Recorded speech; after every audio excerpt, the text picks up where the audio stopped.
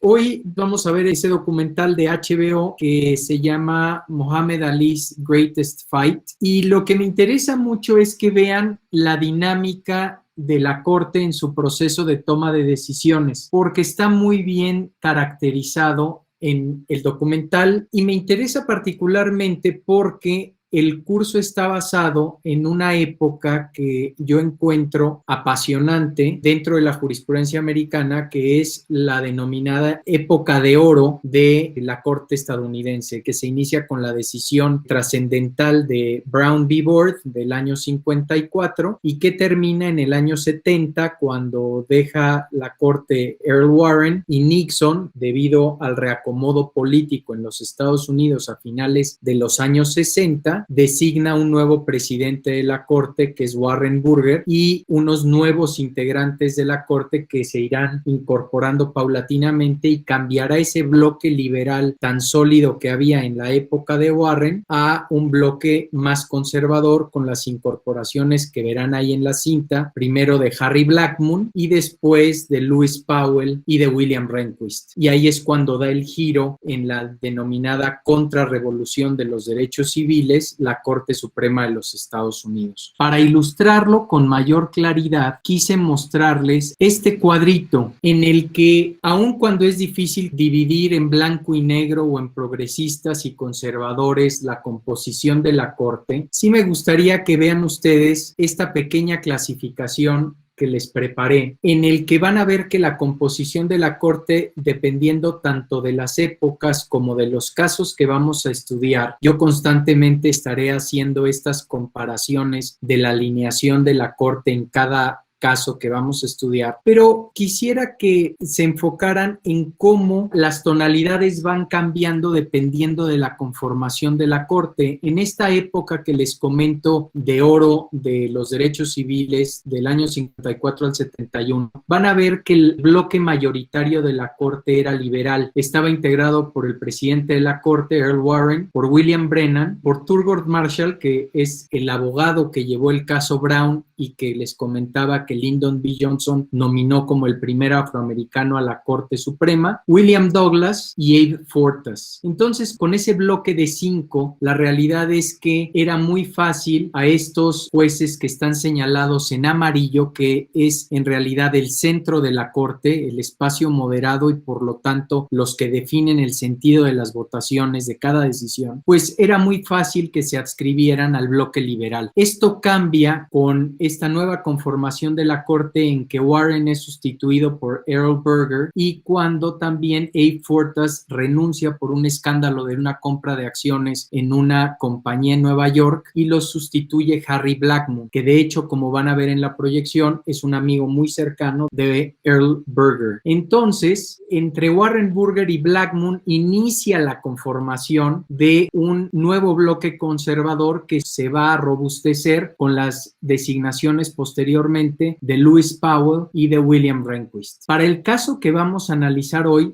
la composición de la Corte es esta que ven aquí. Está el presidente de la Corte, Warren Burger. William Brennan sigue siendo el adalid o el campeón del bloque liberal, ya disminuido nada más a él, a Thurgood Marshall y a William Douglas. Siguen en el lado conservador, aunque en esta proyección veremos que da un giro muy interesante, tanto Harlan, que es el juez protagonista principal del documental, porque es a quien le toca redactar la decisión, y Hugo Black. Vamos a ver que en el centro, con la técnica jurídica y el reposo propio de la falta de ideología política concreta, de esta denominada constitutional politics que influye en la toma de decisiones de los jueces, están Potter Stewart y Byron White. Y finalmente Harry Blackmun, que en principio se suponía que iba a seguir la misma tendencia de votación que el presidente de la Corte, y vamos a ver cómo en el documental se desmarca un poco. Y en marzo del 70, este caso se desarrolla en esa época, pues aquí tienen la integración de la Corte, y la integración de la Corte va del centro hacia afuera, dependiendo de la antigüedad de los integrantes de la Corte. Entonces está al centro el presidente de la Corte o el Chief Justice,